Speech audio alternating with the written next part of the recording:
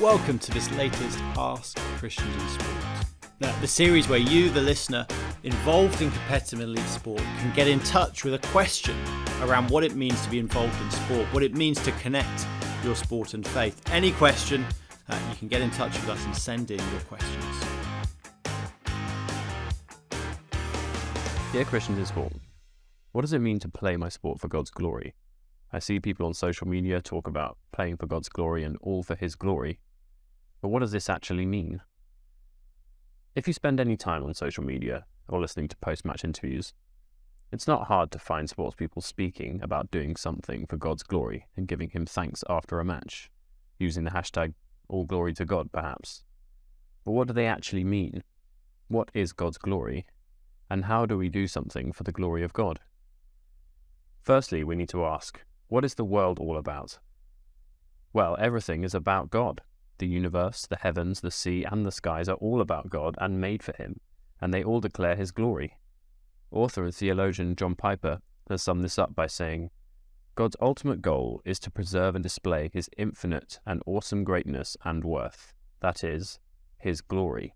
The whole world, including us, were made to show off the magnificence of God. Isaiah 43 verse 7 says, Everyone who is called by my name, whom I created for my glory, whom I formed and made. All of us were made in the image of God to reflect and represent the God who made us.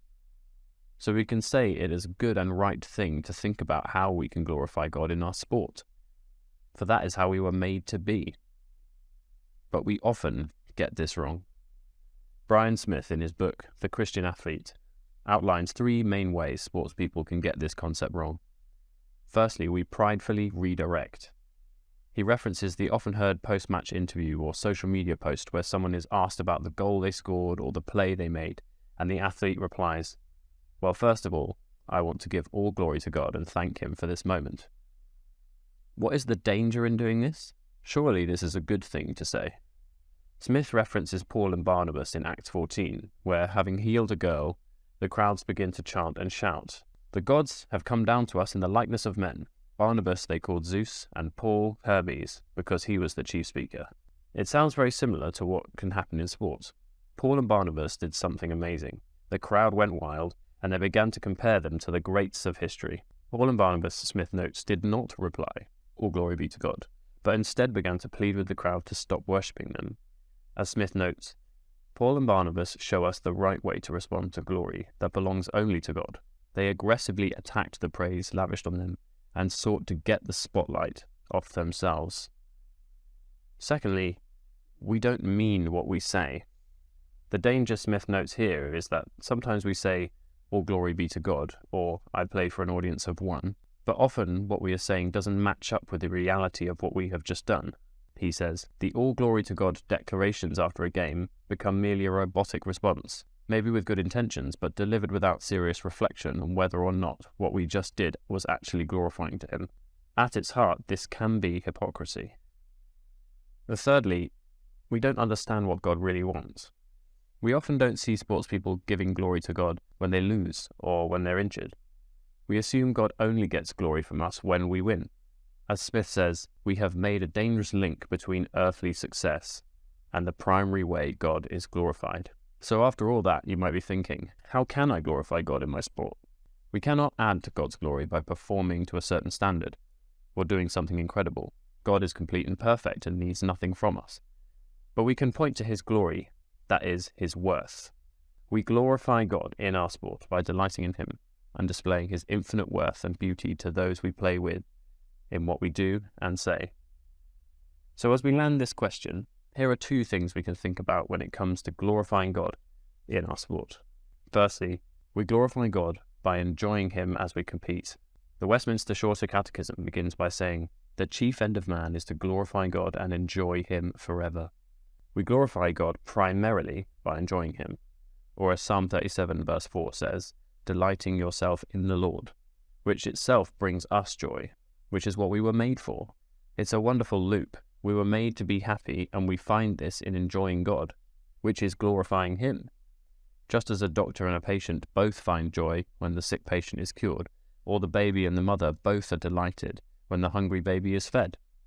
So God is happy when we enjoy him and his good gifts.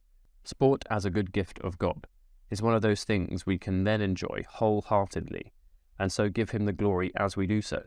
Pastor John Piper has summed this up by saying, God is most glorified when we are most satisfied in him.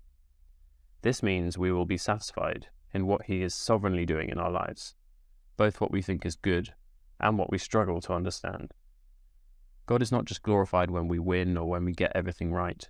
Sport is a wonderful gift from God that he uses to make us more like himself, in both the highs and the lows, the victory and the pain. As we recognize that this is what God is doing in our sport, we can glorify him as we are thankful for what he is doing in us through our sport. A heart of thanksgiving is key as we seek to glorify him. And secondly, we glorify God by declaring his greatness.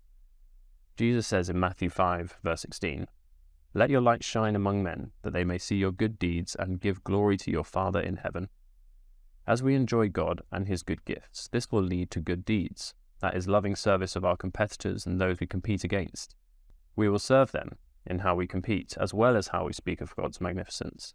For if we don't point people towards the one who gives everlasting joy, how can we say we love them? While sport does not just have value because of the opportunities it brings to build friendships and share our faith, evangelism is one way in which we can bring God glory as we live out our new identity as saved people, enjoying all he's given us. So, how can I glorify God in my sport?